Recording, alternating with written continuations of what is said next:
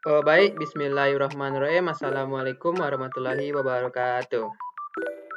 Pada video kali ini kita akan melakukan uji one sample t-test pada aplikasi SPSS. Sebelum kita ke uji one sample t-test, kita akan mengenal konsep dasar uji one sample t-test tersebut. Yang pertama, uji one sample t-test disebut juga dengan uji T1 sampel. Yang kedua, tujuan uji one sample t-test adalah untuk membandingkan rata-rata sampel yang akan diteliti dengan rata-rata populasi yang sudah ada. Yang ketiga, uji one sample t-test dapat juga dipakai untuk menguji hipotesis dalam statistik deskriptif. Yang keempat, uji one sample t-test merupakan bagian dari statistik parametrik. Oleh karena itu, asumsi dasar yang harus terpenuhi adalah data penelitian berdistribusi normal. Sebelum kita ke uji one sample t-test, kita cek dulu apakah datanya itu berdistribusi normal atau tidak. Ya, untuk langkah-langkah uji hipotesis, yang pertama, formulasikan H0 dan H1-nya, di mana H0 merupakan hipotesis yang akan diuji, yang dimana diterima atau ditolak, sedangkan H1 merupakan hipotesis tandingan. Yang kedua, hitung statistik penguji, yang dimana untuk mengetahui nilai T hitung dan nilai sig-nya, dimana untuk mencarinya kita menggunakan SPSS. Yang ketiga, pedoman pengambilan keputusan. Yang keempat, bandingkan hasil perhitungan statistik penguji dengan tabel. Yang terakhir yaitu kita akan mengambil kesimpulannya. Nah, jadi kita memiliki suatu permasalahan, yaitu salah satu sekolah SMA yang ada di Tanah Datar memiliki standar mata pelajaran matematika sebesar 75. Guru matematika ingin mengetahui apakah nilai rata-rata ujian matematika siswa kelas 12 tahun ini berbeda, dalam arti kata nilai tinggi atau lebih tinggi atau lebih rendah dari standar tersebut. Nah, guru mengambil sampel acak 20 siswa untuk dianalisis.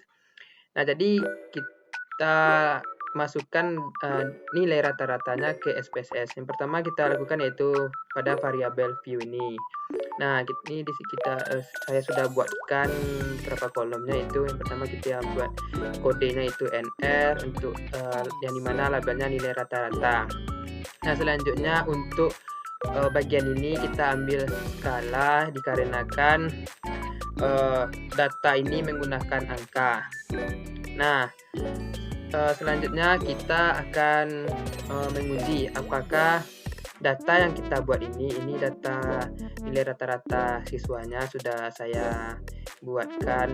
Nah, ada 20 totalnya semuanya. Dan kita akan menguji apakah data ini berdistribusi normal atau tidak. Ya, yang dimana kita ambil analyze, kita ambil descriptive statistik, kita ambil explore. Nah, tadi kan sebenarnya nilainya di sini. Nah, kita masukkan di independen ini. Nah, untuk plotnya kita checklist bagian normality plot with S. Kita continue. Nah, selanjutnya kita oke.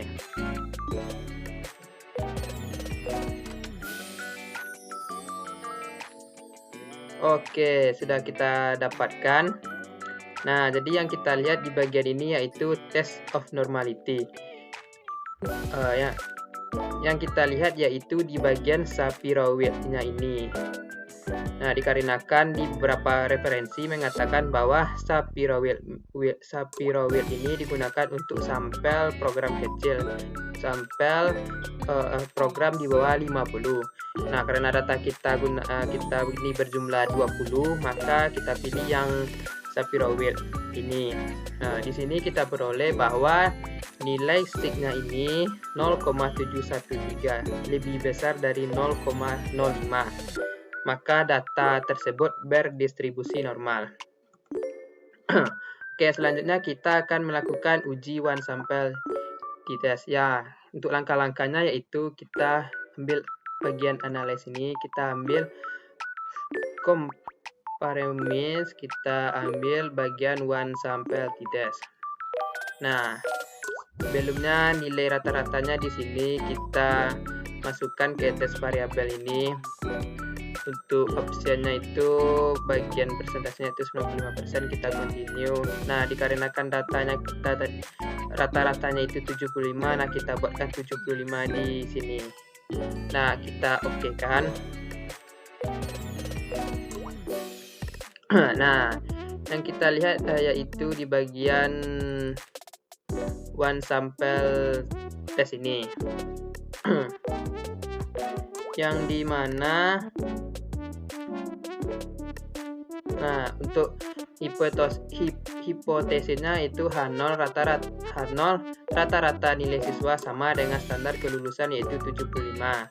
Dan untuk H1-nya rata-rata nilai siswa berbeda dari standar kelulusan yaitu 75.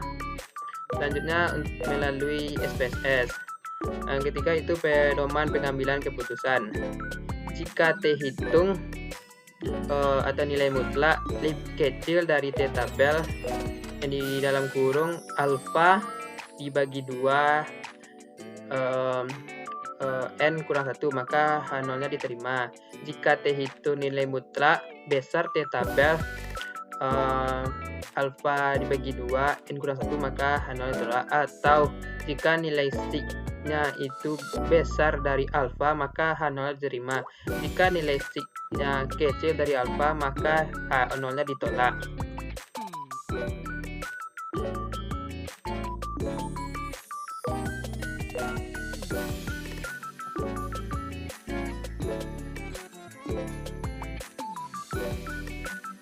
Nah, jadi T hitungnya itu yaitu kita lihat di bagian ini, T hitungnya 2,665.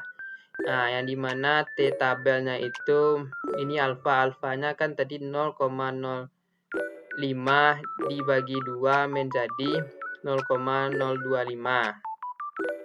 Nah, ini kan data kita n kurang 1, data kita itu ada 20, berarti kita kurangkan 1 menjadi 19. Jadi kita melihatnya di bagian T tabelnya. Nah, mungkin di sini kan tadi kan 0,025. Nah, tadi datanya ada 19. Jadi kita lihat di sini 19 0,05. Nah, jadi kita dapatkan 2,09302.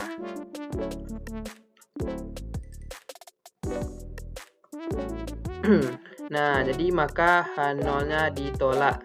Atau nilai sigma lihat pada tabel, nilai sig 2 Thailandnya itu 0,015, itu lebih kecil dari 0,025, maka H0-nya ditolak.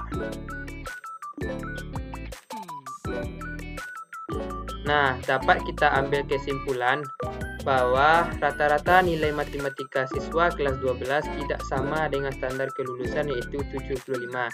Dalam hal ini rata-rata nilai matematika siswa kelas 12 lebih tinggi dari 75. Itulah yang dapat saya sampaikan. Jika ada salah kata mohon dimaafkan. Saya akhiri dengan wabillahi taufik wal hidayah. Wassalamualaikum warahmatullahi wabarakatuh.